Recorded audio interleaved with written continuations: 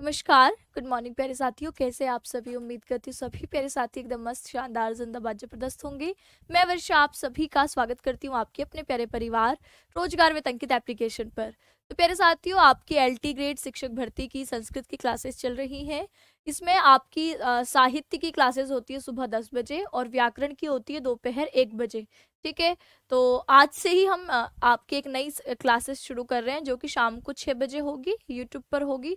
में बहुत छोटे छोटे टॉपिक 15-20 मिनट में पढ़कर फिर कुछ क्वेश्चंस की प्रैक्टिस हम लोग कर रहे होंगे, है ना। तो सभी मेरे साथियों का स्वागत है। पहले तो आज की क्लास में सभी आ जाइए। तो क्लास में है साधना, रितिका और हैं अनीता, प्रीति, शालू मौर्य, रेनू पटेल। सभी का बहुत बहुत स्वागत है। जल्दी से सभी आएंगे, फिर हम शुरू करते हैं आज के इस सेशन को।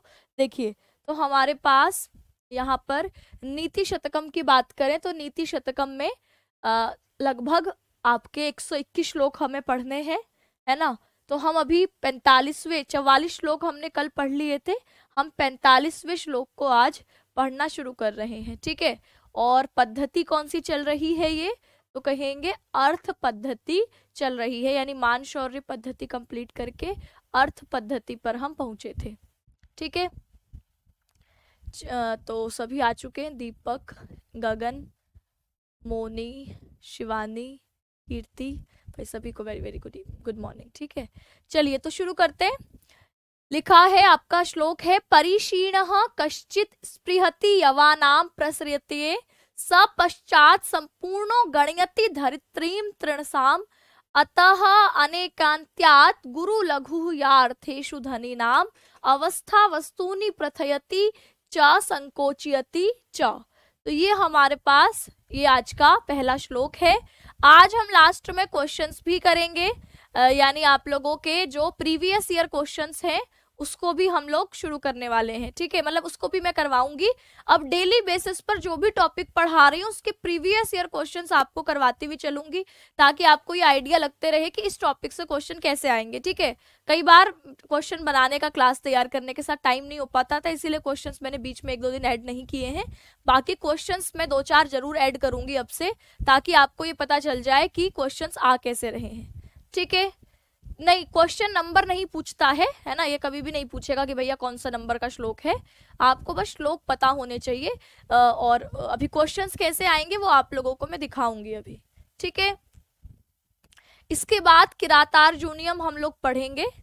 शुकनासोपदेश पढ़ चुके हैं, नीति शतकम चल रहा है। नीति शतकम लगभग 1 हफ्ता अभी और चलेगा, और नीति शतकम के बाद हम अगला ग्रंथ किरातार्जुनीयम पढ़ेंगे। किरातार्जुनीयम के बाद अभिज्ञान शाकुंतलम, मेघदूत, इसी क्रम से मतलब पूरा जो भी आपका सिलेबस है वो धीरे धीरे करके कंप्लीट करवाया जाएगा, ठीक है। चलिए तो देखिए, इसका पहला लाइन है परिशीणः।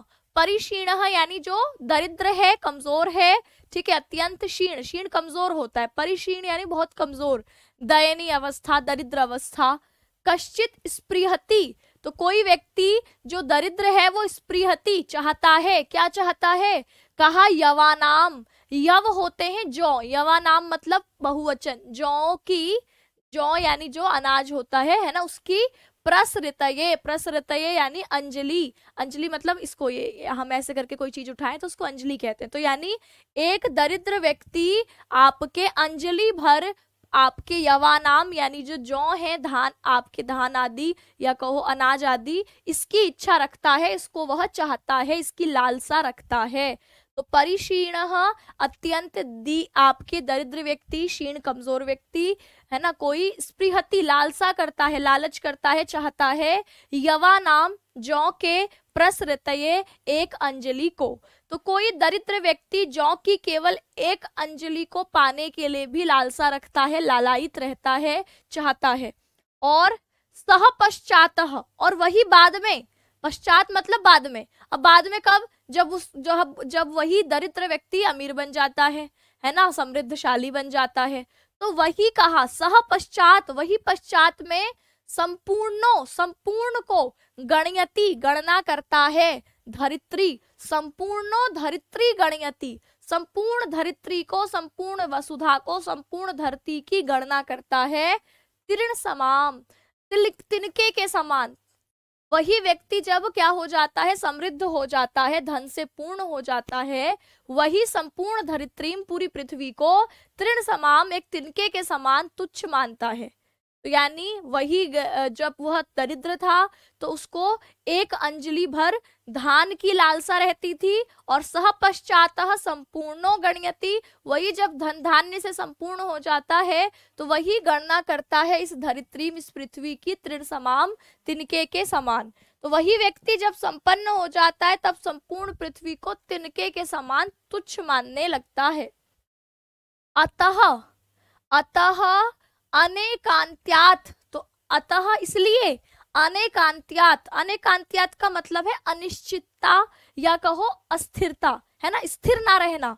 तो कहा अतः इसलिए, इस अस्थिरता से, इस अनिश्चितता से, गुरु लघुतया अर्थेषु धनी नाम, तो जो धनी लोग हैं, पैसे वाले लोग हैं, वह अर्थेषु, अर्थ के विषय में अस्थिर रहते हैं, यानी कभी उनको वही चीज गुरु यानी बड़ी होकर दिखाई देती है, और कभी लघुतया और छोटी होकर दिखाई देती है। तो कहा अतः इसलिए अनिश्चितता ही गुरु, कभी बहुत बड़ी, कभी बहुत भारी, कभी बहुत महत्वपूर्ण, और कभी लघु, कभी बहुत छोटी, तुच्छ, अर्थेषु, अर्थ यानी धन दौलत, धनी नाम, धनियों की, इसीलिए धनियों की स्थिति अस्थिर होने के कारण कभी वही वस्तुएं उनको बहुत बड़ी लगती हैं और कभी एकदम तुच्छ छोटी दिखाई पड़ती हैं। कहा अवस्था वस्तूनि, तो वस्तुओं की स्थिति जो है आपकी वस्तुओं को प्रथयति, विस्तार देती हैं, फैला देती हैं, या संकोचयति, छोटा कर देती हैं। तो यानी मनुष्यों की क्या अवस्था है, वो गरीब है कि अमीर है, वही अवस्था उनके लिए उन वस्तुओं को छोटा या बड़ा बना देती है। जैसे मुझे याद है जब हम बहुत छोटे थे तो हमारे लिए एक एक रुपए की कीमत बहुत ज्यादा होती थी, है ना, हमें 1 रुपया मिल जाता था तो हमें लगता था अरे वाह हमारे पास तो बहुत रुपये हैं, है ना, हम इससे कितनी सारी चीज खरीद सकते हैं। 5 रुपए आ जाते थे तो 5 रुपए में लगता था कि दुनिया के सबसे अमीर व्यक्ति हम ही हैं। ठीक है, इस 5 रुपए में तो हम 5 चीजें खा सकते हैं। 1 रुपए का जलजीरा का ग्लास स्कूल के बाहर मिलता था, है ना, 1 रुपए की छल्ली मिलती थी, 1 रुपए का चूरन मिलता था, ठीक है, 1 रुपए की 4 टॉफी मिलती थी। तो हम लोग 5 रुपए में खुश होते थे कि इतनी सारी चीजें मिल जाएंगी हमें। और वही 5 रुपए अब होते हैं तो वो ऐसे ही इधर उधर पड़े हुए हैं, तो कहीं पर गिरे हुए दिख गए तो उठाते भी नहीं हैं। तो यानी यही कहा कि अवस्था वस्तुनी, कि जो वस्तुएं हैं, हमारी अवस्था, हम दरिद्र हैं या अभी आपके जो धन वाले हो गए हैं, ऐसी स्थिति में वस्तुओं को वही प्रथयति, विस्तार देती है, बड़ा दिखाती है, या संकोचयति, छोटा दिखाती है।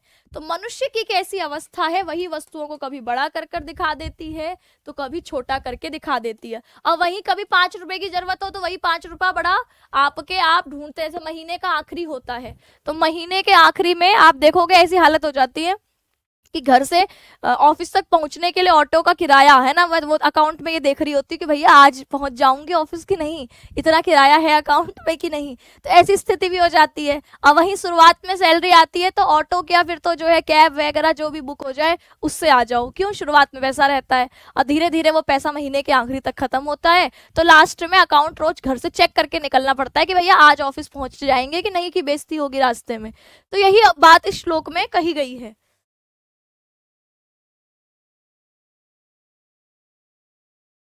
जितने लोग नौकरी करते हैं वो समझ रहे होंगे कि महीने के आखिरी में आपकी कैसी स्थिति हो जाती है। देखो, तो इस पूरे श्लोक का अर्थ है कि कभी कोई दरिद्र व्यक्ति धान की अंजलि के लिए लालायित होता है और बाद में धन से परिपूर्ण होकर वही पृथ्वी को तिनके के समान मानता है। अतः धनों में अनेक अवस्था वाला होने के कारण धनवानों की अवस्था छोटी या बड़ी होती है, यानी वही वस्तुओं को घटाती और बढ़ाती रहती है, यानी प्रथयति, विस्तार करती है उन्हीं वस्तुओं का, और वही वस्तुओं को संकुचित कर देती है। तो अब पूरे श्लोक का एक बार अर्थ देख लेंगे कि परिक्षीणः, दरिद्र व्यक्ति, कमजोर व्यक्ति, कश्चित, कभी वही दरिद्र व्यक्ति, स्पृहति, चाहता है, ललायित रहता है, यवानाम, जौ की प्रसृतये, एक अंजलि भर को ललायित रहता है, सह पश्चातः, संपूर्ण, जब वो वही संपूर्ण हो जाता है, धन धान्य आदि से भर जाता है, तो गणयति धरित्रीम तृण समाम, धरित्रीम पृथ्वी को गणना करता है तिनके के तुल्य। और अतः च, और अतः इसलिए, अनेकांत्याद अस्थिरता से, अनिश्चितता से, गुरु लघुतया, गुरु यानी बहुत बड़ी, या लघु या बहुत छोटी, अर्थेषु अर्थ के विषय में, धनी नाम धनियों की स्थिति, इस आपके जो अर्थ है, रुपया पैसा धन धान्य है, इसमें कभी बहुत छोटी और कभी बहुत बड़ी होती है। यानी हमारी अवस्था ही वस्तुनि, वस्तुओं को प्रथयति, या तो बड़ा करके दिखा देती है, या संकोचयति, छोटा करके दिखा देती है। तो ये आपका श्लोक अर्थ पद्धति के चल रहे हैं कि व्यक्ति गरीब की अवस्था में यह विचार करता है कि काश मुझे आज पेट भर, मुट्ठी भर धान दे दे।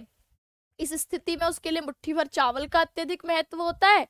किंतु वही व्यक्ति समय के परिवर्तन के साथ यदि धनाढ्य अथवा राजा बन जाता है तो सारी धरती को तिनके के समान तुच्छ मानने लगता है।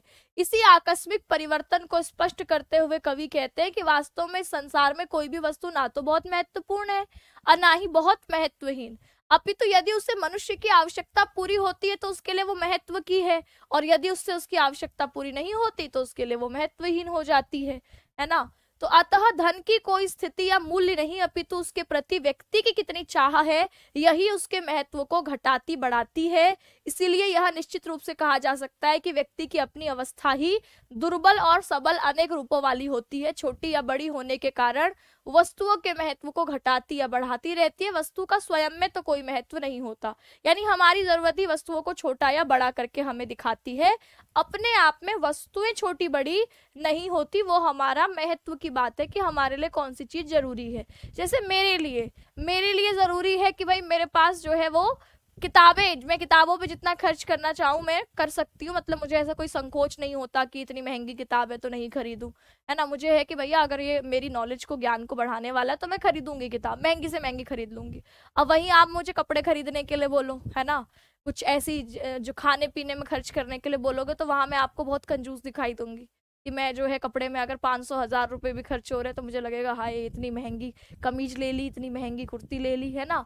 अब वही किताब होगी तो नहीं लगेगा। और कोई व्यक्ति ऐसा होगा कि किताबों में बचाने की सोचेगा और इधर जो है वो कपड़ों में, खाने पीने में, घूमने फिरने में खर्च करने वाला होगा। तो यहाँ पर किस व्यक्ति के लिए क्या महत्वपूर्ण है वो उसके लिए बड़ा हो जाता है, जो उसके लिए महत्वपूर्ण नहीं है वही चीज उसके लिए छोटी हो जाती है। ठीक है, क्वेश्चन अंत में देखेंगे कि कैसे आएंगे। हाँ, आज से क्लासेस 6 बजे शाम को यूट्यूब पर भी होंगी।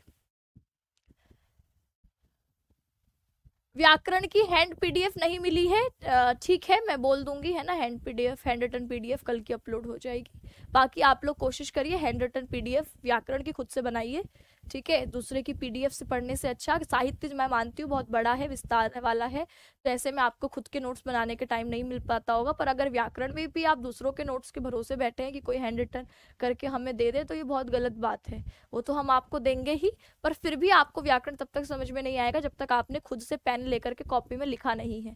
तो व्याकरण रटने की चीज नहीं है, व्याकरण समझने की चीज है। जैसे मैथ्स के सवाल है, अब मैथ्स में आप कोई कॉपी नहीं लिख रहे, दूसरों के नोट्स पढ़ के थोड़ी मैथ्स हो जाती है।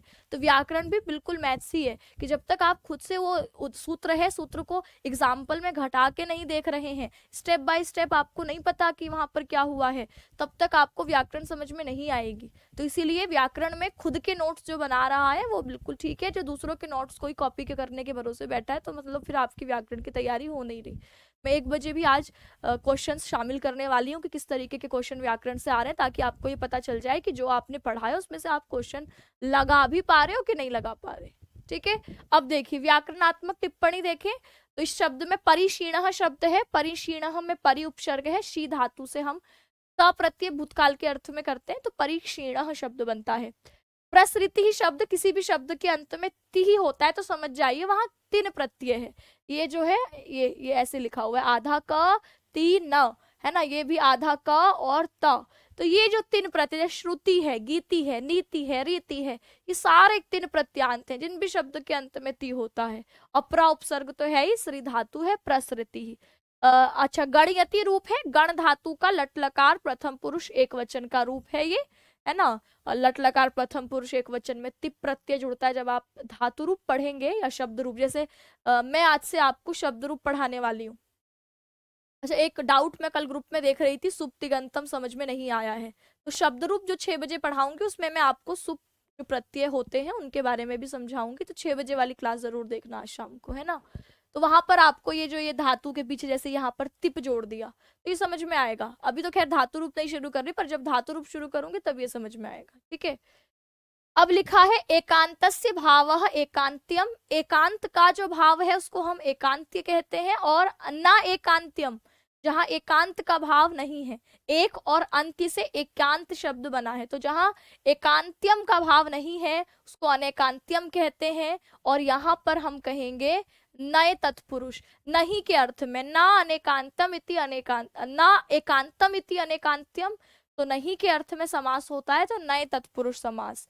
गुरु च लघु च तयो भावः, गुरु और लघु का भाव, इसको हम गुरु लघुता कहते हैं। द्वंद्व समास है, बीच में च है, गुरु च लघु च।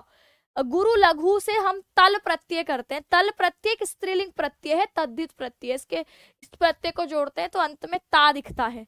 जैसे लघु से तल प्रत्यय किया लघुता, गुरु से तल प्रत्यय किया गुरुता, महत्व से ता प्रत्यय किया महत्वाता, है ना। तो ये ता अंत में जोड़ता है, तो गुरु लघुता शब्द में गुरु लघु, इसमें द्वंद्व समास होकर गुरु लघु शब्द बना, गुरु लघु में तल प्रत्यय कर दिया तो गुरु लघुता बन गया।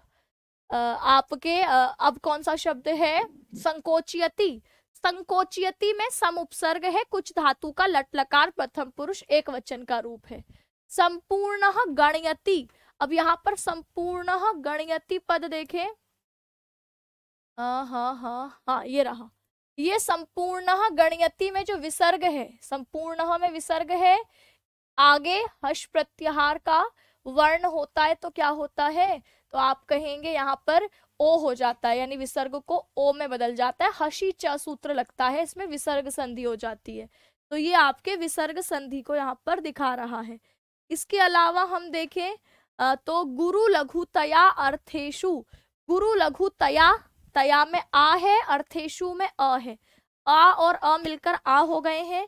तो ये हमने कल दीर्घ संधि पढ़ी थी, अकह सवर्ण दीर्घ से दीर्घ संधि हो गई।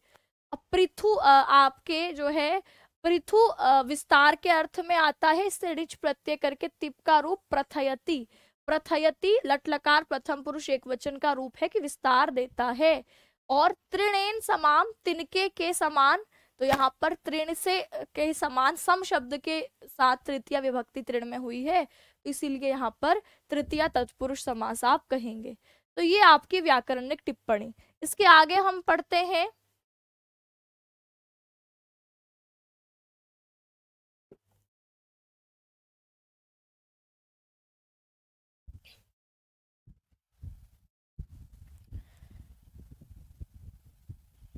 सूत्र। समझ में आते हैं फिर बाद में समझ में नहीं आते।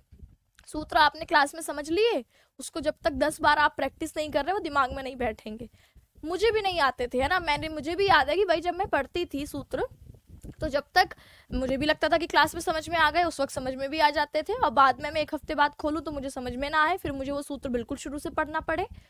तो अब मैंने ये महसूस किया है कि जब मैं उस सूत्र को 6 से 7 बार पढ़ा चुकी होती हूँ तब मुझे उस सूत्र में बिल्कुल क्लैरिटी है, मुझे कहीं कोई डाउट नहीं है। तो यानी आपको भी उतनी ही बार, जब तक आप उसको पढ़ नहीं लेंगे तब तक वो आपके दिमाग में बैठेगा नहीं, है ना। तो वो आपने कितनी बार प्रैक्टिस करी है इस पर डिपेंड करता है। तो व्याकरण में आपको प्रैक्टिस करनी ही पड़ेगी। जैसे मैथ्स का कोई क्वेश्चन है, व्याकरण में हम ज्यादा कर भी नहीं रहे, एक दिन में हम 2-3 सूत्र ही कर पाते हैं, क्योंकि मात्र 1 घंटे की क्लास होती है। तो उन 2-3 सूत्रों को समझने में आपको एक बार उस वक्त क्लास के बाद में समझ लिया, क्लास के बाद खुद से उन सूत्रों को लिख करके वो एग्जाम्पल में घटाया आपने, फिर शाम को देखो, अगले दिन क्लास में आने से पहले देखो। जब इतनी बार प्रैक्टिस करोगे तो हो ही नहीं सकता कि आप भूल जाते हो, है ना, नहीं होगा। साहित्य के नोट ज्यादा हो रहे हैं तो साहित्य के होंगे भी, है ना, क्योंकि साहित्य में तो भैया मूल पंक्ति से सवाल पूछ लेता है। जैसे इसी में पूछ लेगा कि भैया ये वाली जो सूक्ति है ये कौन से ग्रंथ से ली गई है, तो हमें एक लाइन तो पढ़नी ही पड़ेगी।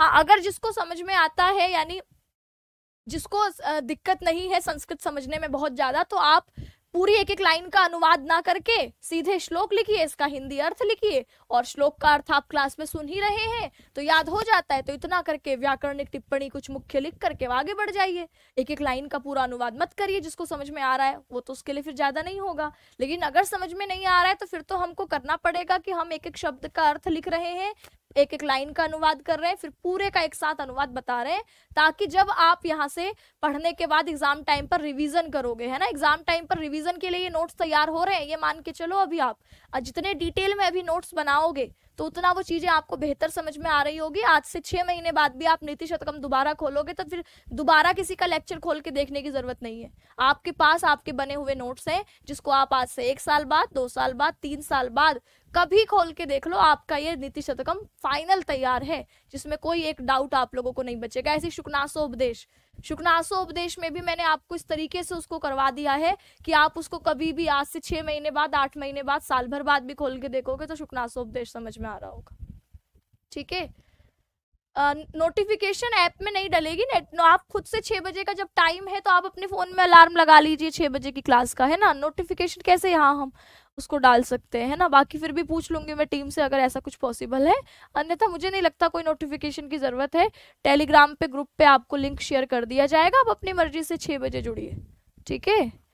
चलिए अब देखिए लिखा है, राजन दुधुक्षसी यदि क्षिति धेनुमेताम तेन अद्य वत्सम इव लोकमम पुषाण ताश्वस्मश्च सम्यक निशम परिपोष्यमाणे नाना फलम फलति कल्पलतेव भूमि।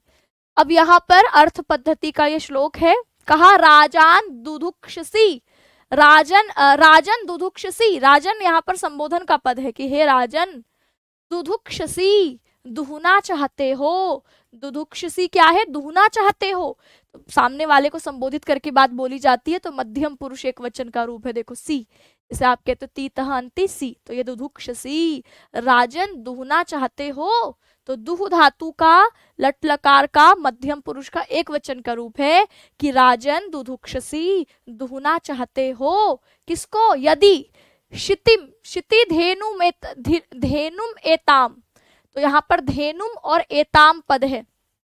क्षिति होती है हमारी पृथ्वी, क्षिति क्या होती है, पृथ्वी। अब यहाँ पृथ्वी को क्या बोल दिया, धेनु।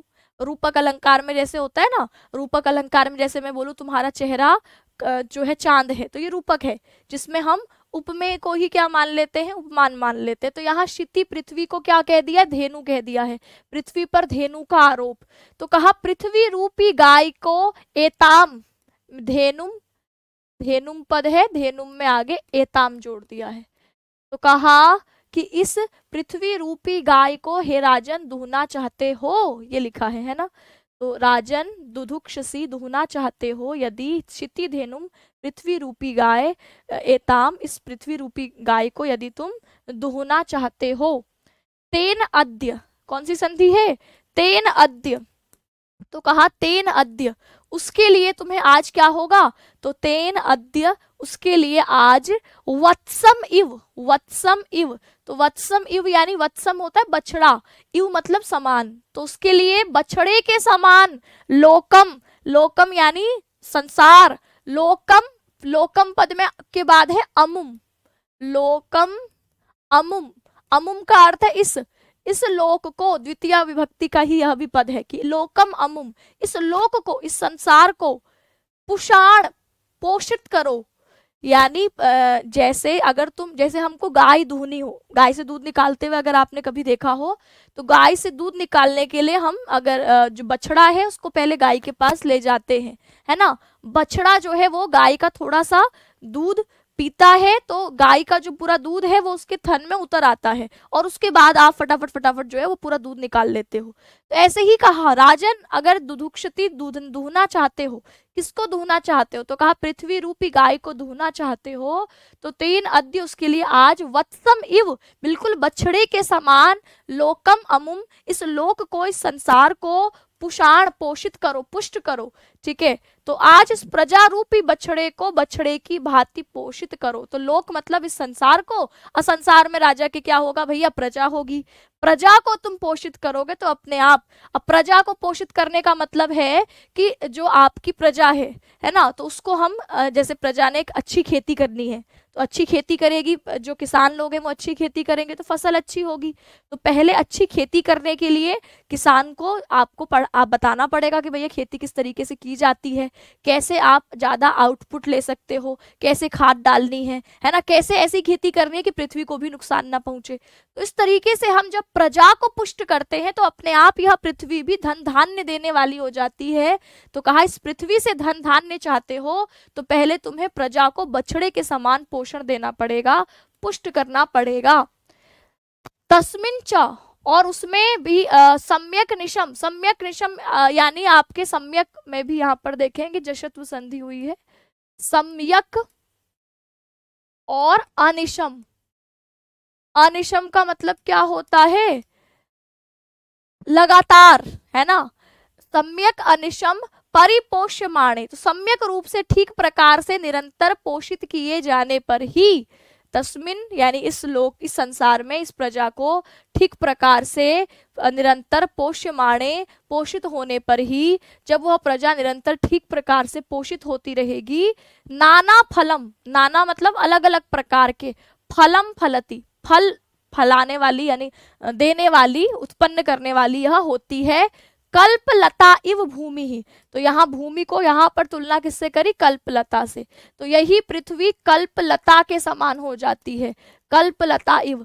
कल्पलता एक ऐसी लता है जो कि आपकी सारी इच्छाओं को पूर्ण करने वाली, तो यह पृथ्वी भूमि भी आपकी इच्छाओं को पूर्ण करने वाली हो जाती है, अलग अलग प्रकार के फलों को उत्पन्न करने वाली हो जाती है जब आप लगातार इस प्रजा का पोषण करते हो। तो लगातार प्रजा के पोषण होने पर यह भूमि कल्पलता के समान फल, अलग अलग प्रकार के विविध प्रकार के फलों को उत्पन्न करने वाली हो जाती है।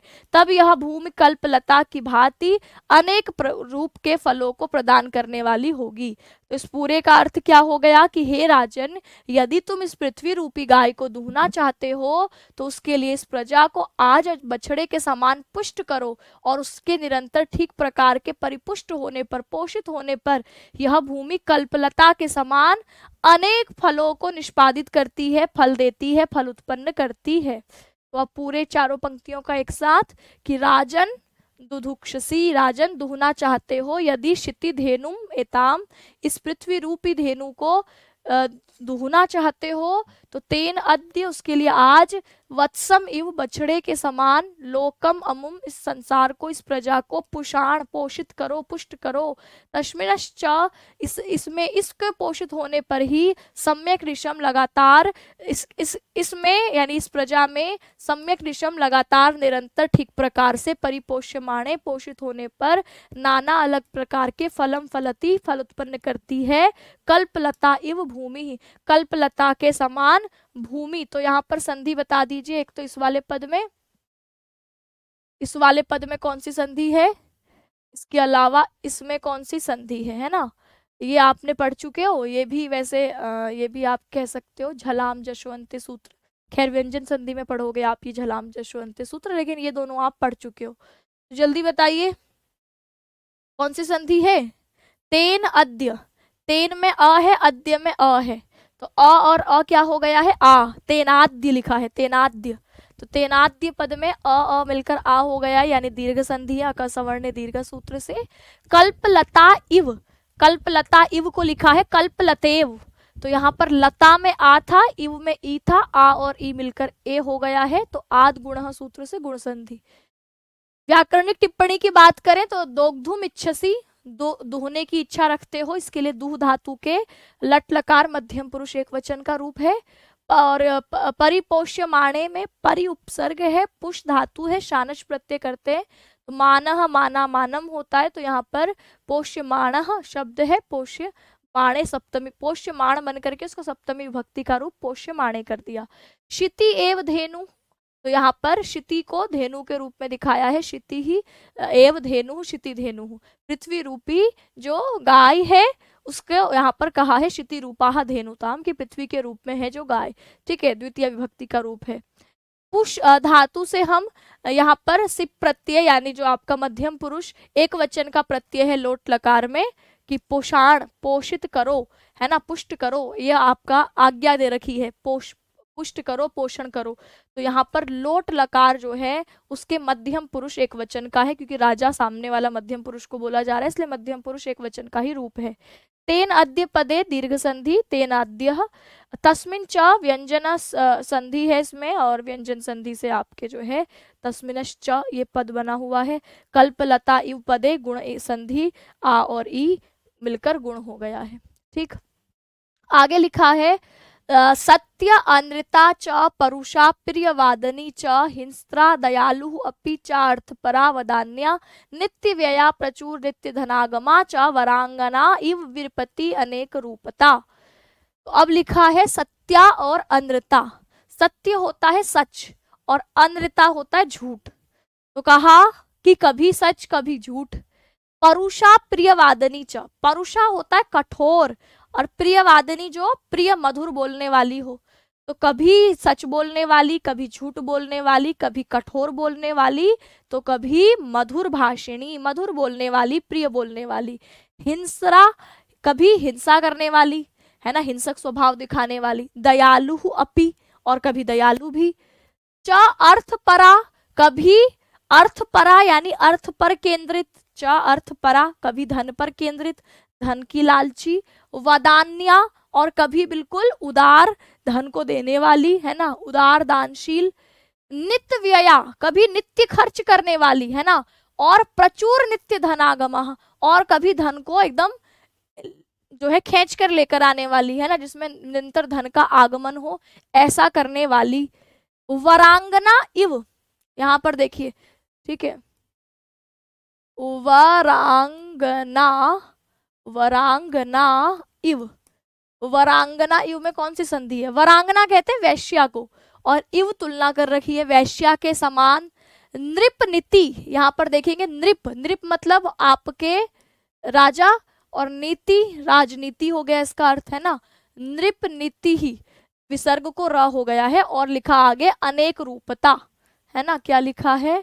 अनेक रूपता। ठीक, तो ये राजनीति जो है वैश्या के समान अनेक रूपों वाली होती है। जो राजनीति है वह वैश्या के समान अनेक रूपों वाली होती है। तो ये पूरे उसमें राजनीति की बात कही। इस प्रकार राजाओं की जो राजनीति है वैश्या की तरह अनेक रूपों वाली होती है। अब पूरे कार दोबारा देखो। सत्या अनृता च, सत्य बोलने वाली, असत्य बोलने वाली। अनृत होता है असत्य, है ना, तो सत्य बोलने वाली, असत्य बोलने वाली। परुषा कठोर और मधुर भाषिणी, मधुर बोलने वाली। राजनीति कभी कैसी है कि आपसे बिल्कुल सच बुलवा देगी, और कभी आपको झूठ भी बोलना पड़ेगा। कभी आप बिल्कुल कठोर स्वरूप दिखाओगे अपना, तो कभी आप मधुर वचन बोलने वाले हो जाओगे। कभी हिंसा करने वाली है ये राजनीति, तो कभी दया करने वाली भी है ये राजनीति। कभी अर्थपरा, अर्थ पर केंद्रित है, धन की लोभी है, और कभी दानशील भी है, वदान्या भी है ना। कभी यह नित्य व्यया, कभी यह रोज खर्च करने वाली, प्रजा पर खर्च करने वाली, और कभी प्रचुर नित्य धन आगम, अपने धन के नित्य आगम के अलग अलग स्रोत बनाने वाली है यह वरांगना इव, वैश्या के समान। नृपनीति, राजनीति, अनेक रूपता, अनेक रूपों वाली। ठीक है, तो इस प्रकार अनेक रूपों वाली है यह राजाओं की नीति, बिल्कुल वैश्या के समान। तो राजाओं की नीति वैश्या के समान सत्य और कहीं असत्य, कठोर और कहीं प्रिय बोलने वाली, कहीं हिंसक तो कहीं दयालु भी, कहीं धन की लालची तो कहीं उदार भी, कहीं रोज खर्च करने वाली तो कहीं नित्य प्रचुर धनागम के रूपों वाली होती है। ठीक, तो राजनीति वैश्या के समान अनेक रूपों वाली होती है। जिस प्रकार वैश्या कभी सच बोलती है तो कभी अवसर पड़ने पर झूठ भी बोलती है, कभी वह अत्यंत कठोरता पूर्वक व्यवहार करती है तो कभी अत्यंत मधुर भाषण करते हुए प्रेमपूर्ण वार्तालाप करती है, कभी हिंसा का सहारा लेती है तो कभी अत्यंत दयालुता के साथ व्यवहार करती है।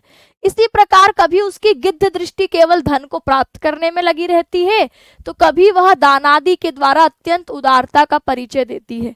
कभी वह अत्यधिक धन खर्च करने वाली हो जाती है तो कहीं उसे अनेक मार्गों से धन की प्राप्ति भी होती है।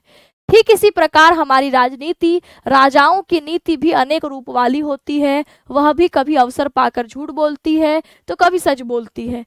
कोई भी राजनीतिक कभी एक जैसे रूप में सिद्धांत वाला नहीं होता। कभी वह अत्यंत कठोरता के साथ आचरण करता है तो कभी उदारता की सभी सीमाओं को लांघ लेता है। ऐसा लगता है इससे कभी उदार दुनिया में कोई हो ही नहीं सकता। कभी अपनी बात मनवाने के लिए अनेक लोगों को क्षण भर में कटवा डालता है, हिंसा करता है, तो अनेक ऐसे कार्य करता है जिससे उसकी दयालु हृदय होने का प्रमाण मिलता है। तो इस प्रकार यहाँ राजनीति की तुलना एक किससे करी है? एक वेश्या से करी हुई है। ठीक, संधि वगैरह व्याकरण टिप्पणियों की बात करें तो सत्या अनिर्ता च परुषा प्रियवादनी च हिंसा दयालु अपि, तो यहाँ पर भी विसर्ग को र हो गया है, दयालु धन अपि है ना।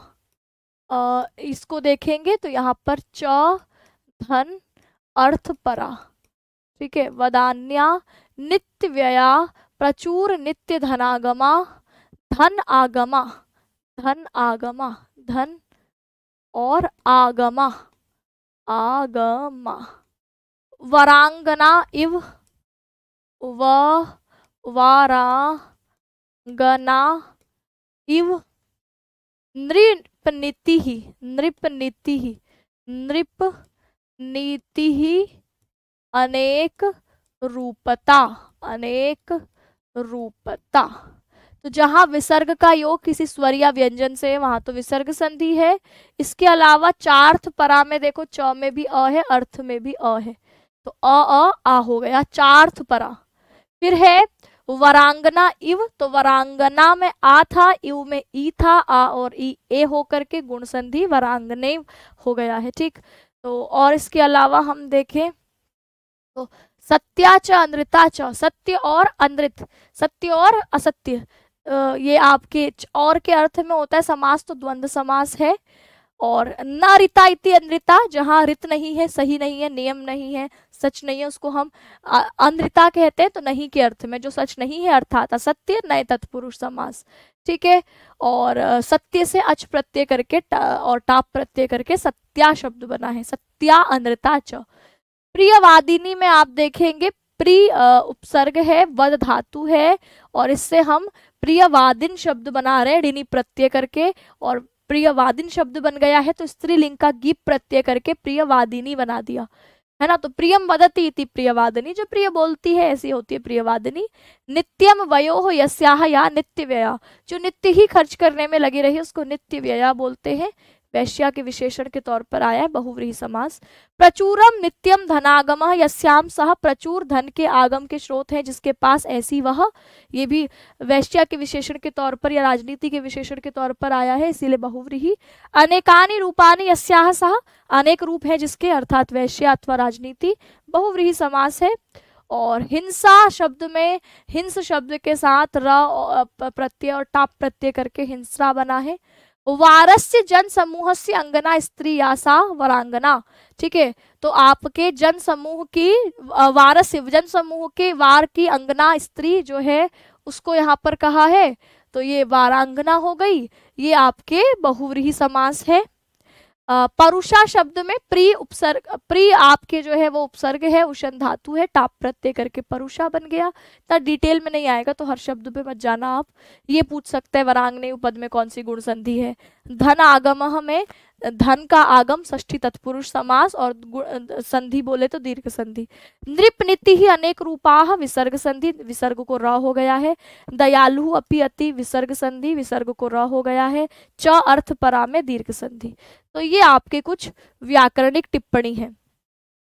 तो कुछ हम पहले वो कर लेते हैं, क्वेश्चंस कर लेते हैं ताकि आपको ये आइडिया हो जाए, फिर मैं आगे इसके श्लोक पढ़ाती हूँ। ठीक है, पहले आ जाते हैं कुछ क्वेश्चंस पर, तब आपके आगे बढ़ते हैं। कुछ क्वेश्चंस मैंने आज शामिल कर रखे हैं तो वो करके आपको थोड़ा कॉन्फिडेंस आएगा। क्वेश्चंस आ जा।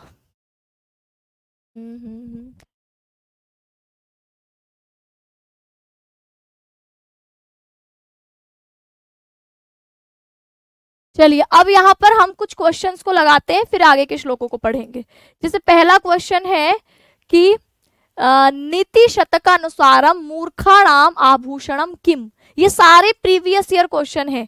जैसे इसमें प्रीवियस ईयर क्वेश्चन आपको यूपी टीजीटी वाले दिख जाएंगे, है ना, या यूपी में जो आपके जीआईसी वाला एग्जाम हुआ था, है ना, या आपके DSSB के कुछ क्वेश्चंस हैं, कुछ क्वेश्चंस एमपी मतलब एमपी व्याकरण का कुछ एग्जाम है उसमें से हैं। तो ये सारे प्रीवियस ईयर क्वेश्चन है। नीति शतकम जहां जहां लगा है वहां वहां से जो जो सवाल बने हुए हैं उन क्वेश्चंस को हम लोग लगा रहे हैं। ठीक, तो आप कहेंगे नीति शतक अनुसार मूर्खाणाम आभूषणम किम। तो हमने क्या देखा था कि मूर्खाणाम आभूषणम मौनम, कि मूर्खों का आभूषण होता है मौन, कि जब तक वो मुंह बंद रखते तब तक उनकी मूर्खता किसी के सामने प्रकट नहीं होती। मूर्ख पद्धति में हमने ये श्लोक पढ़ा था। धनस्य महताम कस्मिन वाक्ये अकथयत, ये कल पढ़ा था हमने। ए है सर्वे गुणाः कांचनम आश्रयन्ति, बी है अर्थो ही कन्या परकीय एव, सी है विवेक भ्रष्टानाम भवति विनिपातः शतमुखः, न ही गणयति शूद्रो जंतु परिग्रह फलगुताम। मैं आपको बताती हुई चलती हूँ कि कौन कौन से एग्जाम में पूछे गए हैं, है ना। जैसे ये वाला जो इससे पहले वाला जो क्वेश्चन था ये था यूपी टीजीटी 2021 वाला एग्जाम का। यूपी टीजीटी संस्कृत 2021 वाले एग्जाम में ये सवाल था। और ये सवाल कौन सा है, ये भी वही है यूपी टीजीटी वाला। यूपी टीजीटी 2021 में जो एग्जाम हुआ। धनस्य महताम, धन की महानता को, महत्व को, कस्मिन वाक्य कथियत, किस वाक्य में कहा गया है, कल हमने पढ़ा है।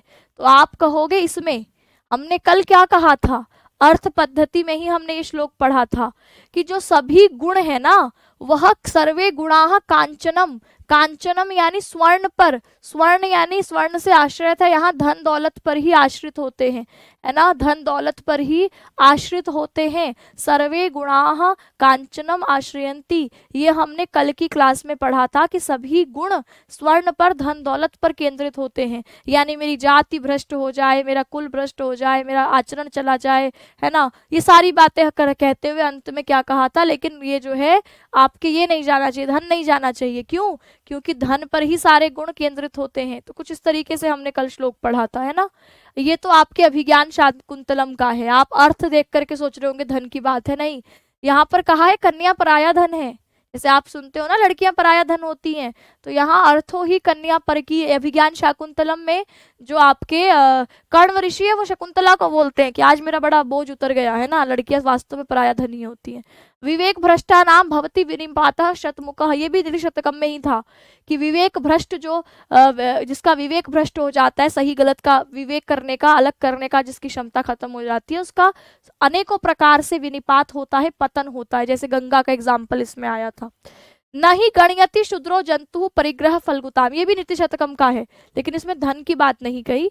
इसमें लिखा था जो शूद्र जंतु है, तुच्छ जंतु है, वह अपने द्वारा ग्रहण किए गए पदार्थ की नीचता को ग्रहण ही नहीं कर पाता, समझ ही नहीं पाता। जैसे कुत्ता ऐसी हड्डी को खा रहा है जिसमें मांस नहीं है, कीड़े हैं, बदबू आ रही है ना, उसमें आपकी उस वाले श्लोक में ये वाली बात हुई थी। तो ये सब आपके दोनों नीति शतकम के हैं, लेकिन धन की महत्वता को इस पहले वाले में बताया गया है। यानी जब तक आपको अर्थ नहीं पता होंगे तब तक आप जो है वह कर नहीं पाएंगे, है ना। तो इसीलिए इस तरीके से सवाल आता है। अब अगला क्वेश्चन देखते हैं। विवेक भ्रष्टा नाम भवति विनिपातः शतमुखः इति यम सूक्तिर् विद्यते, यह सूक्ति आपकी कहाँ पर विद्यमान है, बताइए यह सूक्ति कहाँ पर विद्यमान है। ये कौन से उसमें आया है, ये भी यूपी टीजीटी का है। यूपी टीजीटी 2021 वाला क्वेश्चन है कि विवेक भ्रष्ट लोगों का जो विनिपात होता है, पतन होता है, शतमुखः, अभी तो देखा हमने, कहाँ था ये, तो आप कहोगे नीति शतके।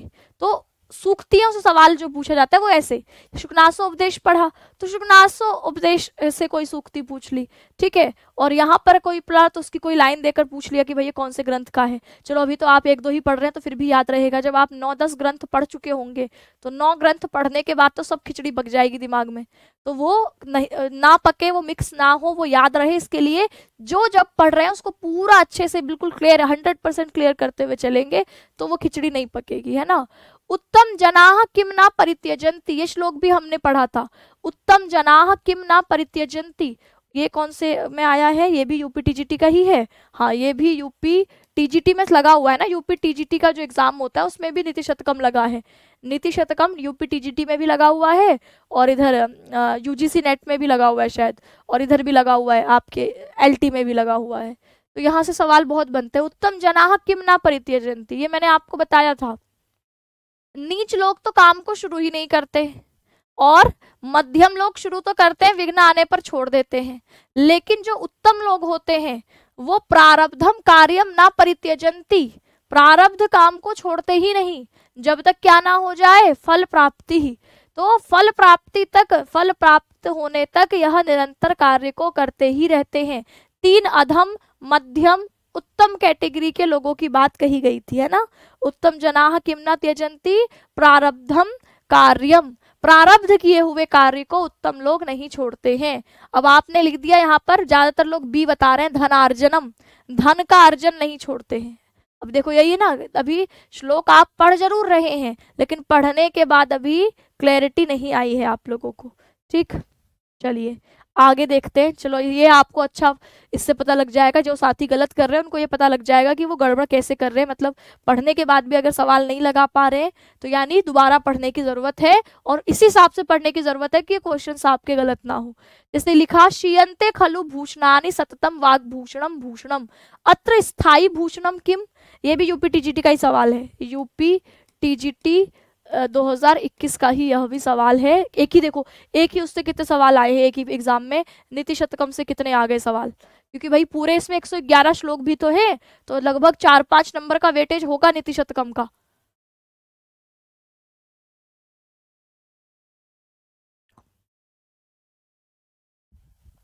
तो आप कह रहे हैं शीयन्ते खलु भूषणानि, आभूषण नष्ट हो जाते हैं, सततम जो आपके लगातार रहने वाला आभूषण है उसको वाक भूषणम, वाणी रूपी आभूषण, लगातार रहने वाला आभूषण के समान इसको बताया है। तो वाक भूषणम सततम, वाणी रूपी जो आभूषण है वह आपके क्या है, हमेशा रहने वाला है। अज्ञः सुखम आराध्यः सुखतरम आराध्यते विशेषज्ञः, नीति शतकम का आपकी जो शुरुआत हुई थी, शुरुआती श्लोकों में ही है यह कि अज्ञः सुखम आराध्यः असुखतरम आराध्यते विशेषज्ञः। इस पंक्ति के रचयिता हैं, इस पंक्ति के रचयिता है A option Bhartrihari, B option Vishnu Sharma, C option Kalhana, D Kalidas. ये कौन से प्यार आया है, ये आया है यूपी टीजीटी का जो 2016 में एग्जाम हुआ था। यूपी टीजीटी का 2016 का एग्जाम है कि यह कहां से लिया गया है, अज्ञः सुखम आराध्यः। ठीक है, तो आप कहोगे भर्तृहरि की रचना नीति शतकम का है कि जो अज्ञ व्यक्ति है जिसको कुछ नहीं पता उसको आप सुख से संतुष्ट कर सकते हैं, और सुख तरम, और उससे भी ज्यादा सुख से, उससे भी ज्यादा आसानी से आराध्यते विशेषज्ञ, विशेषज्ञ व्यक्ति को उससे भी ज्यादा संतुष्ट, आसानी से संतुष्ट कर सकते हैं। ना तो प्रतिनिविष्ट मूर्ख जन चित्तम आराध्येत, यहाँ प्रतिनिविष्ट पद का क्या अभिप्राय है। ये जो लाइन आई थी कि ना तू प्रतिनिविष्ट मूर्ख जन चित्तम आराध्येत, तो यहाँ प्रतिनिविष्ट पद का अर्थ है दुराग्रह विशेष से ग्रस्त, ज्ञान विशेष से युक्त, अज्ञान अंधकार से युक्त, वेद ज्ञान विशेष से युक्त। तो यहाँ पर यूपी टीजीटी 2016 का ही एग्जाम है कि इसी श्लोक में जो आपका जो लाइन आई है कि ना तो प्रतिनिविष्ट मूर्ख जन चित्त, हम जो अज्ञानी है उसको आसानी से संतुष्ट कर सकते हैं, जो आपका विशेषज्ञ उसको और आसानी से संतुष्ट कर सकते हैं। इसी में आपके प्रतिनिविष्ट मूर्ख जन चित्तम, अब प्रतिनिविष्ट का मतलब है प्रति और नि उपसर्ग विष धातु प्रवेश पा चुका है, जिसके अंदर क्या कि वह जानता है ना, कि ज्ञान के थोड़े से अंश से, ज्ञान लव दुर्विदग्धम, ज्ञान के थोड़े से अंश से जिसके अंदर विद्वता का जो आपके अभिमान है वो प्रवेश पा चुका है, तो उस व्यक्ति को आप क्या नहीं कर सकते, तो उसको आप संतुष्ट नहीं कर सकते। दुराग्रह, दुराग्रह यानी जो जिसके मन में यह आग्रह आ चुका है कि वह क्या है आपके, वह बहुत विद्वान है। तो प्रतिनिविष्ट मतलब दुराग्रह, व्यक्ति के दुराग्रह से ग्रस्त व्यक्ति के चित्त को हम संतुष्ट नहीं कर सकते। अच्छा, कई सारे लोग सी ऑप्शन कह रहे थे, अज्ञान अंधकार से युक्त। नहीं, अज्ञानी को तो बहुत आसानी से समझा सकते हैं। देखो ये नहीं लिखा अज्ञ सुखम आराध्य। अज्ञानी व्यक्ति को समझाना बड़ा आसान है, आप जो बताओगे वो मान लेता है। और वही जो विशेषज्ञ है उसको और जल्दी समझा दोगे, उसको हिंट ही दोगे, वो समझ जाएगा पूरी बात। लेकिन जिसको थोड़े से ज्ञान के उससे अहंकार आ चुका है कि मैं तो बहुत जानता हूं, तो जिसको प्रतिनिविष्ट मूर्ख जन चित्तम, तो जिसमें आपके दुराग्रह है कि वह ज्ञानी है, ऐसे विशेष आग्रह से ग्रस्त व्यक्ति को आप क्या नहीं कर सकते, कहा ना प्रतिनिविष्ट पद का अर्थ है यहाँ दुराग्रह से ग्रस्त व्यक्ति।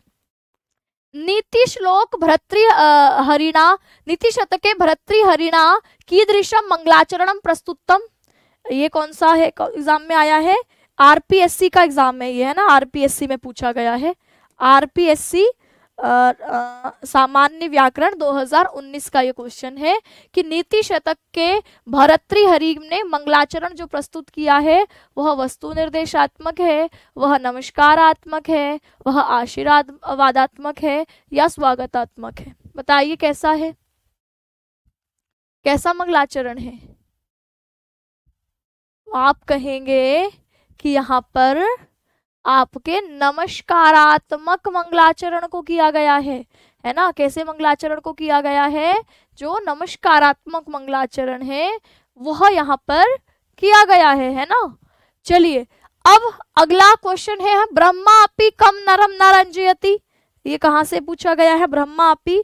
ये 3-4 अलग अलग एग्जाम में, जैसे ये एलटी में 2018 में भी पूछा गया है, एलटी 2018 का क्वेश्चन भी है, ये यूपी टीजीटी में भी पूछा गया क्वेश्चन है, और ये आरपीएससी में भी पूछा गया क्वेश्चन है। आरपीएससी में भी पूछा गया है कि ब्रह्मा अपि कम नरम ना रंजयति। ए है अज्ञम, बी है विशेषज्ञम, सी है ज्ञान लव दुर्विदग्धम, डी है दरिद्रम। ब्रह्मा अपि कम नरम ना रंजयति, ब्रह्मा भी किस नर को नहीं रंजयति प्रसन्न कर सकते। तो आप क्या कहेंगे, किस नर को नहीं प्रसन्न कर सकते, तो कहोगे ज्ञान लव दुर्विदग्धम। ज्ञान लव मतलब ज्ञान के थोड़े से अंश से, दुर्विदग्धम, विदग्धम होता है विद्वान, और दुर्विदग्धम जो दुराग्रह से विद्वान है। तो ज्ञान के थोड़े से अंश से जो दुराग्रह पाले हुए है कि वो विद्वान है, ऐसे मनुष्य को ब्रह्मा अपि नरम, ब्रह्मा अपि आपके ब्रह्मा अपि एतम नरम ना रंजयति, इस तरीके के मनुष्य को ब्रह्मा भी जो है वह संतुष्ट नहीं कर सकते। अबोध उपहताश्च अन्ये जीर्णम अंगे सुभाषितम सूक्ति इयम अस्ति। यह सूक्ति कहाँ की है, यूपीपीएससी एलटी 2018 का क्वेश्चन है, यूपीपीएससी एलटी 2018 में है ना। तो यूपी एलटी में ही यह क्वेश्चन पूछा हुआ है। ये हमने शुरुआती श्लोकों से सवाल है कि अबोध उपहताश्च अन्ये जीर्णम अंगे सुभाषितम, यह सूक्ति है शिवराज विजये, किरातार्जुनीय, उत्तम रामचरित, नीति शतक। अभी तो आपके लिए बताना आसान ही, क्योंकि नीति शतक आप पढ़ रहे हैं, मैं कह रही हूँ नीति शतक के क्वेश्चंस कर रहे हैं, तो इसमें कोई दिक्कत है नहीं। तो लेकिन ये पढ़ते ही आपको ध्यान आना चाहिए कि यहाँ पर जो भर्तृहरि है वो क्या कहते हैं कि जो विद्वान लोग हैं उनको ज्ञान का अहंकार है, वो सुनना नहीं चाहते है ना, और राजा लोग ईर्ष्या से नहीं सुनना चाहते कि भाई हमसे ज्यादा विद्वान कौन होगा, और जो अज्ञानी लोग हैं उनको कोई समझा नहीं सकता है ना, तो वे तो वैसे ही अज्ञानी है। तो जो आपकी सुभाषित है, अच्छे वचन है ना, वह क्या हो गए हैं, अंग में ही जीर्ण हो गए हैं। तो आपके यह सूक्ति हमने कहाँ देखी है, नीति शतकम में। इस तरीके से श्लोक जैसे लिखा, सर्वे गुणाः कांचनम आश्रयन्ति इति सूक्तेः प्रणेता अस्ति। इस सूक्ति के प्रणेता कौन है, तो अब ग्रंथ भी नहीं पूछा कि कौन से ग्रंथ की सूक्ति है, इसके प्रणेता कौन है, मतलब उस ग्रंथ के रचनाकार कौन है, उसी की तो रचना होगी यह। ये कहाँ पर पूछा गया है, ये भी 3 अलग अलग एग्जाम में, जैसे ये एलटी 2018, यूपी एलटी 2018 में भी क्वेश्चन पूछा गया है। इसके अलावा ये टीजीटी, यूपी टीजीटी का भी क्वेश्चन था है ना, यूपी टीजीटी का क्वेश्चन भी रहा है, और ये यूपी जीआईसी वाले एग्जाम जो होता है उसमें भी यह पूछा गया है 2009 में। तो मतलब इम्पोर्टेंट है कि सर्वे गुणाः कांचनम आश्रयन्ति। आपके अभी तो आपने देखा कि सभी गुण किस पर आश्रित हैं, स्वर्ण पर आश्रित हैं। विभूषण मौन पंडिता नाम इति सूक्ति अस्ति। विभूषण आभूषण है मौन पंडिता नाम, मौन पंडिता नाम नहीं है, ये मौनम अपंडिता नाम, इसका विच्छेद हमने देखा था कि मौनम मौन विभूषण है, आभूषण है, अपंडिता नाम, अपंडित अर्थात मूर्खों का, जो पंडित नहीं है विद्वान नहीं है उसको मूर्ख कहते हैं, तो मूर्खों का आभूषण है मौन, ये हमने नीति शतक में देखा। ठीक है, ये कहाँ पर से सवाल आया है, ये आया है तुम्हारा LT 2018 का ही सवाल है, ये यूपी LT 2018 का सवाल है। तो इस तरीके से प्रीवियस ईयर क्वेश्चन को देख करके आपको ये आइडिया लग गया होगा कि सवाल हमारे आ कैसे रहे हैं। इसी तरीके की तैयारी आपको करनी है ना। अब मैं रोज कुछ क्वेश्चन शामिल कर लिया करूंगी ताकि ऐसा ना हो कि मैं पढ़ा दूं और आप लोगों को यही नहीं पता कि भैया क्वेश्चन आ कैसे रहे हैं। ठीक, चलिए तो वापस हम बैक टू द टॉपिक, थोड़ा टॉपिक पर आते हैं जो हमने पढ़ना है। कोशिश करते हैं आज अर्थ पद्धति को खत्म कर दें, क्योंकि अर्थ पद्धति खत्म होगी तो कल से हम दुर्जन पद्धति शुरू करेंगे। फिर ये हम यहाँ पर हम अर्थ पद्धति को आज खत्म करेंगे, दुर्जन पद्धति फिर कल से शुरू होगी। ठीक है, चलिए कितने सही हुए, मैक्सिमम किसके कितने सही हुए बताना, कितने क्वेश्चन करे हमने, 7-8 तो करे ही होंगे। 1 2 3 4 5 6 7 8 9 10 11 12 क्वेश्चन करे। 12 में से कितने गलत हुए और कितने सही हुए बताइए। किसी कोई ऐसा है जिसके 12 में से 12 सही हुए, या मैक्सिमम कितना सही स्कोर हुआ, मुझे भी तो पता चलना चाहिए कि आप लोगों की तैयारी चल कैसे रही है। सुरभि के 10 हैं, बहुत बढ़िया, 10 स्कोर बहुत बढ़िया है। ठीक है, 10 सुनील के भी 10 हैं। ठीक, 6 हैं प्रतिमा जी के और 9 हैं मांडवी। ठीक है, और दीक्षा 7, 3 गलत है 9 सही है किरण। ठीक है, अर्चना 2 गलत है 10 ठीक है, यानी 10 वाले तो बहुत बढ़िया भाई। पूनम 10 सही थे 2 गलत थे। ठीक है, 8 सही है। 12 में से 10 मतलब मैक्सिमम 10 गया है। साधना जी का स्कोर 11 है। ठीक है, साधना का मैक्सिमम है 11 स्कोर, बाकी 10 वालों का भी ठीक माना जाएगा। उससे जो नीचे हैं वो थोड़ा सा अपना और ध्यान देंगे। शिवानी कीर्ति दोनों के 11-11 हैं, वेरी गुड। स्नेहा 7 है। ठीक है, शिल्पी के 9 है, नीता 10 है, 6 है, 9 सही है। ठीक ठीक ठीक ठीक ठीक, चलिए तो अब जिनका 9 है या 7 है 6 है वो थोड़ा कम माना जाएगा, है ना, थोड़ा सा सीरियस और हो जाइए। अभी तक जितने श्लोक पढ़े हैं, अभी भी बहुत देर नहीं हुई है कि बहुत आपका देर हो गई हो भैया, अब तो हमें लास्ट में पता चल रहा है कि हमारे क्वेश्चन ऐसे आ रहे हैं। अभी लगभग हम कौन से श्लोक पे हैं, ये 48वां श्लोक पढ़ रहे हैं, तो यानी इससे पहले हमने 47 श्लोक ही पढ़े हैं। तो उन श्लोकों पर आपको एक बार और नजर मारनी है, और जैसे क्वेश्चन बने हैं वो क्वेश्चंस आपके लग जाएं, इस हिसाब से आपको रिवीजन करना है। ठीक है, और रोज मैं आप कुछ क्वेश्चंस प्रीवियस ईयर क्वेश्चन शामिल करूंगी ताकि फिर थोड़ा सा आइडिया आप लोगों को पेपर का लगे रहे, है ना। ये नहीं कि अचानक पढ़ रहे हैं और क्वेश्चन तो लग ही नहीं रहे, ऐसा नहीं होना चाहिए। तो मुझे याद दिला दिया करो, कभी कभी थोड़ा सा मैं क्लास तैयार करने में क्वेश्चन शामिल करना भूल जाती हूँ। आज मुझे याद आ गया था तो मैंने क्वेश्चन रख लिए, ये प्रीवियस ईयर क्वेश्चन। ठीक है, चलिए अब देखो आगे बढ़ते हैं। लिखा आज्ञा कीर्ति ही पालनम ब्राह्मणा नाम दानम भोगो मित्र संरक्षण च येषाम एते षड्गुण्याः न प्रवृत्ताः को अर्थ तेषाम पार्थिवोपाश्रयेण। अब लिखा आज्ञा होता है आदेश पालन, और कीर्ति ही यश प्रसिद्धि, पालनम ब्राह्मणा नाम आपके ब्राह्मणों का, जिसकी आदेश का उसकी प्रसिद्धि और ब्राह्मणों का पालन नहीं होता, पालन किया नहीं जाता। तो जिन राजाओं का नाम अंत में आएगा, तो अभी इस लाइन का इतना ही अर्थ था कि आदेश कीर्ति और ब्राह्मणों का पालन नहीं होता। तो जिसमें आज्ञा का प्रसिद्धि या यश यानी प्रसिद्धि और ब्राह्मणा नाम यानी षष्ठी बहुवचन का है ब्राह्मणों का पालनम जो पालन है, दानम भोगम दान देने का दानशीलता का, भोगो यानी भोग करने का, मित्र संरक्षण च मित्रों के संरक्षण करने का, मित्रों की रक्षा करने का, है ना। और जिनमें दान भोग और मित्रों की रक्षा का, ये शाम जिनमें एते षड्गुणा ये 6 गुण न प्रवृत्ता नहीं प्रवृत्त होते, नहीं जिनके आचरण में ये 6 गुण होते। तो कहा को अर्थ तेषाम क्या अर्थ है, क्या प्रयोजन है, तेषाम उनके, पार्थिव ऐसे राजाओं के, उपाश्रयन्ते आश्रय लेने पर, तो ऐसे राजाओं का आश्रय लेने का क्या फायदा है जिनमें ये 6 गुण है ही नहीं। तो कहा कौन से 6 गुण, तो कहा आज्ञा कीर्ति पालनम ब्राह्मणा नाम, आज्ञा का, प्रसिद्धि का, ब्राह्मणों का पालन जिसमें नहीं है, और दान भोग और मित्र की रक्षा का गुण जिसमें नहीं है, ये गुण जिस राजा में नहीं है उसके आश्रय लेने का फायदा क्या है। तो आपसे यही पूछ लेगा, इस श्लोक से कैसे सवाल आ सकता है कि ये जो 6 गुण हैं ये जिसमें नहीं पाए जाते, कि आज्ञा है, कीर्ति है ना, पालनम ब्राह्मणा नाम, दानम भोगम, इसकी बात जो है, तो यहाँ पर यही पूछ लेगा कि ये जिसमें नहीं पाए जाते ऐसा कौन है ना, ऐसा कौन है, मतलब उस यहाँ पर कौन से राजा के 6 गुणों की बात कही गई है। ये शाम एते षड्गुणाः न प्रवृत्ताः, जिनमें ये 6 गुण प्रवृत्त नहीं होते, तो षड्गुणाः कहा, 6 गुण कौन से, तो आपको याद होने चाहिए कि आज्ञा कीर्ति ब्रह्मणाम पालम दानम भोगम मित्र संरक्षणाय, इन 6 गुणों की बात यहाँ पर हुई है कि अगर ये 6 गुण नहीं है तो उन राजाओं के आश्रय का फायदा क्या है, प्रयोजन क्या है। जिन राजाओं के पास आज्ञा कीर्ति ब्राह्मणों का पालन, यानी वो आज्ञा दे, कोई आदेश दे और कोई उसको मानने वाला ही नहीं है, उनकी प्रसिद्धि है ना, उनकी प्रसिद्धि इतनी नहीं है कि लोग उनका आदर करें या उनके नाम से डरें, ऐसी प्रसिद्धि नहीं है। ब्राह्मणों का पालन है ना, तो उनके राज्य में जो ब्राह्मण विद्वान लोग हैं उनका पालन नहीं किया जाता, ठीक है, उनकी नहीं सुनी जाती, तो दान नहीं किया जाता, भोग नहीं किया जाता, मित्रों की रक्षा नहीं करी जाती, ये 6 गुण जिसमें विराजमान नहीं है, उन राजाओं के आश्रय का लाभ क्या है, ये श्लोक में बोला।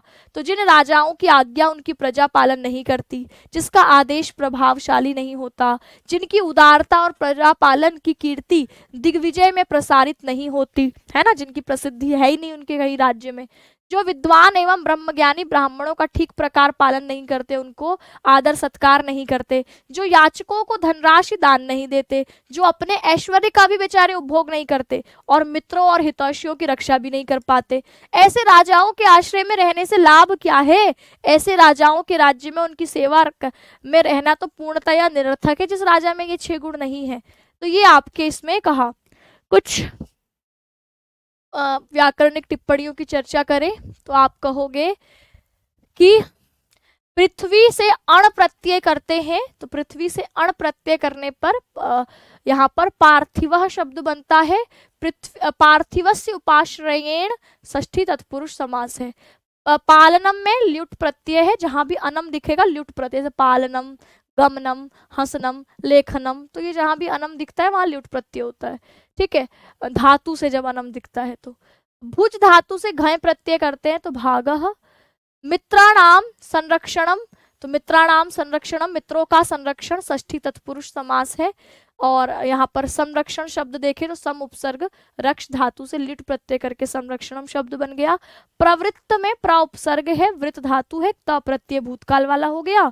उपाश्रयण में उप उपसर्ग है, आ उपसर्ग है, श्री धातु से अच प्रत्यय करके उपाश्रयण बन गया। आज्ञा में आ उपसर्ग है, ज्ञा धातु है, टाप प्रत्यय करा स्त्रीलिंग का आज्ञा। कृत धातु से क्री धातु से तिन प्रत्यय किया तो कीर्ति ही, ये शब्द आपके बना। अब आगे आ जाते हैं, लिखा यद यद धात्रा निज भाल पट्ट लिखितम स्तोकम महत्वाधनम तत्प्राप्नोति मरुस्थले अपि नितराम मेरौ ततो नाधिकम तद तद तद्धीरः भव वित्तस्तु कृपणाम वृत्तिम वृथा मा कृताः कूपे पश्य पयोनिधौ अव अपि घटो गृह्णाति तुल्यम जलम। अब इसमें क्या लिखा है, कहा यत धात्रा। यत धात्रा का अर्थ है कि यत का अर्थ है जो कुछ, धात्रा यानी विधाता के द्वारा, जो कुछ विधाता के द्वारा निज भाल पट्ट लिखितम, अपने माथे पर लिख दिया है, भाग्य में लिख दिया है, तो अपने मस्तक पट्ट पर लिखा हुआ है। हम कहते हैं ना कि जो माथे पर लिखा है वो तो होना ही है ना, तो यहाँ पर वही माथे पर लिखना मतलब भाग्य में लिखना। तो यत जो कुछ, धात्रा, धात्रा यहाँ तृतीय विभक्ति, विधाता के द्वारा, जो कुछ विधाता के द्वारा निज भाल पट्ट लिखितम, अपने माथे पर लिख दिया गया है। स्तोकम, चाहे वो थोड़ा लिखा है, महत्वा या अधिक लिखा है, धन, तो जो धन संपत्ति चाहे थोड़ी लिखी है चाहे अधिक लिखी है, तो यो विधाता के द्वारा हमारे माथे पर लिख दिया गया है, वह चाहे थोड़ा है या ज्यादा, धनम है ना, तो विधाता ने जो कुछ चाहे थोड़ा या अधिक धन मनुष्य के भाग पट्ट में लिख दिया है, तत्प्राप्नोति, वह प्राप्त वह करता है। मरुस्थले अपि, चाहे वो मरुस्थल में रहे, या मरुस्थल का मतलब है विपरीत परिस्थिति में रहने पर भी वही प्राप्त करता है। नितराम, लगातार, है ना, पूरी तरह। मेरु या सुमेरु पर्वत धन धान्य संपन्न स्थिति में रहता है। ततौ ना अधिकम, इससे थोड़ा भी अधिक उसको नहीं मिलता। विधाता ने जो भाग्य में, इससे हमें पता चलता है कि जो भर्तृहरि थे भाग्यवादी थे। क्या कहते हैं कि विधाता के द्वारा भाग्य में निज भाल, आपके निज भाल पट्ट लिखितम, जो अपने माथे पर लिख दिया गया है, स्तोकम व महत्व, थोड़ा या ज्यादा, तत्प्राप्नोति, वही प्राप्त करते हैं। मरुस्थले अपि, मरुस्थल में भी, है ना, और मेरु यानी सुमेरु पर्वत पर भी, तत् ना अधिकम, उससे थोड़ा भी अधिक नहीं। तो वही मनुष्य मरुस्थल में पाता है, वही सुमेरु पर्वत पर भी उससे अधिक नहीं पा पाता। एग्जाम्पल इसके लिए देखते हैं। तद धीरो भवः, तो तद इसलिए, धीरः भव, धैर्यशाली बनो, ज्यादा हाथ पैर मत चलाओ, इसलिए धैर्यशाली बनो कहा। तत धीरो भवः, इसलिए धैर्यशाली बनो। वित्तवत्सुः, वित्तवत्सुः यानी धनवान लोगों के बीच, कृपणाम, धनवान, वित्तवत्सुः यानी जो धनवान लोग हैं उनमें, कृपणाम, आपकी कृपण यानी बिल्कुल दरिद्र वाली वृत्ति यानी आचरण, वृथा मा कृता, व्यर्थ में मत करो। धनवानों के सामने अपनी बेकार दरिद्रता का आचरण मत करो, तो धैर्यवान बनो। वित्तवत्सुः, धनवान लोगों के बीच में, कृपणाम वृत्ति, दीनता, दरिद्रता का वृत्ति आचरण, वृथा, व्यर्थ में, मा कृता, मत करो। तो इसलिए धैर्यवान बनो और धनवानों के सामने व्यर्थ में ये दीनता का व्यवहार मत करो। कूपे पश्य, कुएं को देखो, कूपे पश्य, कुएं में देखो। पयो निधव इव, पयो निधव, पयो निधव अपि, पयो निधव यानी होता है समुद्र, समुद्र में देखो, कुएं में देखो। घटो, जो घड़ा है, गृहणाति, ग्रहण करता है, तुल्यम जलम, समान जल। घड़े को आप चाहे समुद्र में डुबो दो, चाहे कुएं में डुबो दो, दोनों स्थितियों में एक ही जल उसके अंदर आता है, एक ही जो उसकी लिमिट है उतना ही जल वो ग्रहण कर पाता है, चाहे वो समुद्र में जाए, चाहे वो आपके कुएं में जाए। तो ऐसा ही हमारा भाग्य जितना लिख दिया गया है उतना ही प्राप्त होगा। तो धैर्यशाली बनो, बिना मतलब के धनवान लोगों के सामने अपनी दीनता, दरिद्रता का आचरण व्यर्थ में मत करो। तो देखो, घड़ा कुएं में डुबाया जाए या समुद्र में, दोनों ही जगह में समान जल ही वह ग्रहण करता है। विधाता ने जो थोड़ा अथवा अधिक धन अपने मस्तक पटल पर लिख दिया है, वह मनुष्य मरुस्थल में भी आसानी से प्राप्त कर लेता है, उससे अधिक वह बेचारा समुद्र सुमेरु पर्वत भर भी नहीं पा पाता।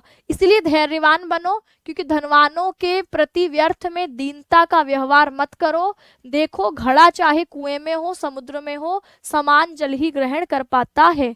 तो व्यक्ति को कभी अधिक धन प्राप्त करने के लिए धनवानों के सामने दीनहीन वृत्ति का प्रदर्शन नहीं करना चाहिए। इसी बात को उदाहरण से समझाते हुए कवि कहते हैं कि विधाता ने मनुष्य के भाग्य पर जितना थोड़ा अथवा अधिक धन उल्लेख कर दिया है, वही वह प्राप्त करेगा, उससे अधिक वह किसी भी स्थिति में प्राप्त नहीं कर सकता, चाहे वो मरुस्थल में ही क्यों ना हो अथवा सोने की खान सुमेरु पर्वत में ही क्यों ना पहुंच जाए। इसीलिए व्यक्ति को सदैव धैर्य का पालन करना चाहिए। धनाढ्यों के प्रति अधिक प्राप्त करने के लोभ में अपनी दीनहीन वृत्ति प्रदर्शित नहीं करनी चाहिए। इसी में कवि घड़े का एग्जाम्पल शामिल करते हैं कि घड़े को देखो, पानी के लिए उसे कुएं में डुबो या समुद्र में, दोनों स्थितियों में समान जल को वह ग्रहण करेगा। जल राशि की संख्या बदलने से उसको अधिक जल प्राप्त नहीं हो जाएगा। इसीलिए इसी को यहाँ पर भाग्य से जोड़ा गया है। तो कहा यत यत धन धात्रा, है ना, जशत्व संधि हुई है, झलाम झश झशी सूत्र है, यत धात्रा, है ना, झलाम झश झशी सूत्र याद है, क्या कहता है? कहता है कि अगर यहाँ पर वर्ग का पहला, दूसरा, तीसरा, चौथा हो और इसका योग तीसरे या चौथे से हो, तो ये त थ द ध चौथा है, तो झलाम झश झशी से इसको तीसरा आदेश हो जाता है, तो त का तीसरा द हो जाता है। ठीक। निज भाल पट्ट लिखितम स्तोकम महत्वा धनम तत्प्राप्नोति मरुस्थले अपि। अब आज जो हम 1 बजे संधि पढ़ेंगे वो पूर्व रूप संधि, उसका एग्जाम्पल है ये पूर्व रूप का, जिसमें ए या ओ रहे और उसके बाद ह्रस्व अ रहे, तो ये हमें दिखाई देता है। यहाँ पर आप देखेंगे कौन सी संधि है, न धन अधिकम, न धन अधिकम, कौन सी संधि बताइए, न धन अधिकम। तद धीरो भव, तत् तत् तत् और धीरः धीरः, धीरः विसर्ग को ओ हो गया है। तत् धीरः भव, विसर्ग को ओ होने के कारण विसर्ग संधि है। वित्वत्सुः कृपणाम वृत्तिम वृथा मा कृथाः कूपे पश्य, यहाँ पर बताइए कौन सी संधि है। पयो निधावपि, कौन सी संधि है?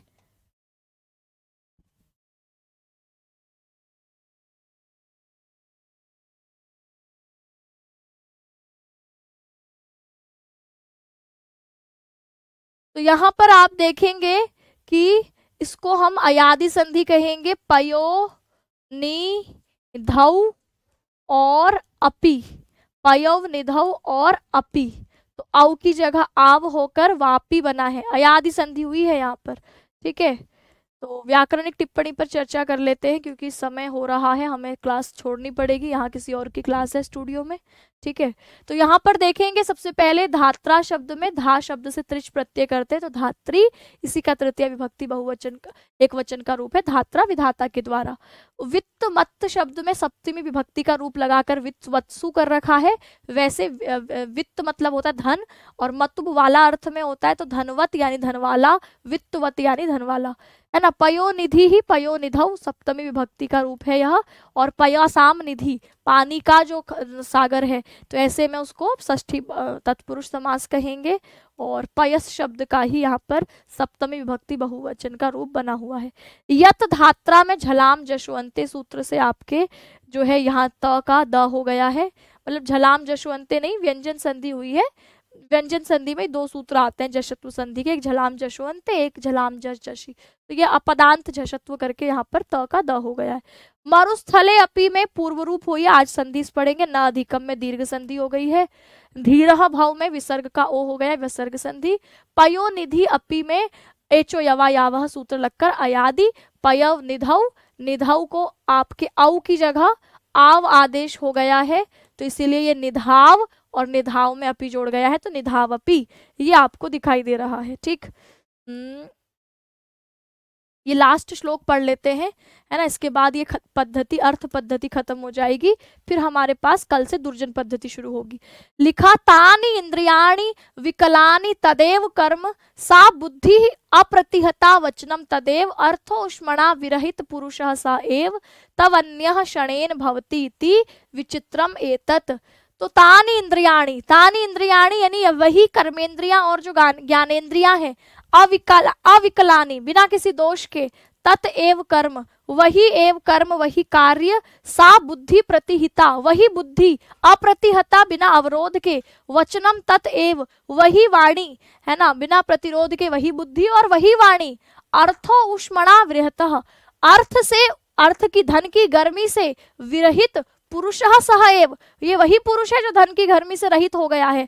तवन्यः तो वही अन्य क्षणेन भवति इति क्षण भर में अन्य हो जाता है। विचित्रम एतत्, कितना विचित्र बात है कि वही व्यक्ति धन आने पर दूसरा व्यवहार, वही इंद्रियां, वही कर्मेंद्रियां, वही बुद्धि, वही वाणी, है ना, वही स्वभाव, सब कुछ वही रहने पर केवल धन की ऊष्मा से विरहित हो जाने पर और धन रहने पर दो अलग अलग रूपों को दिखाता है।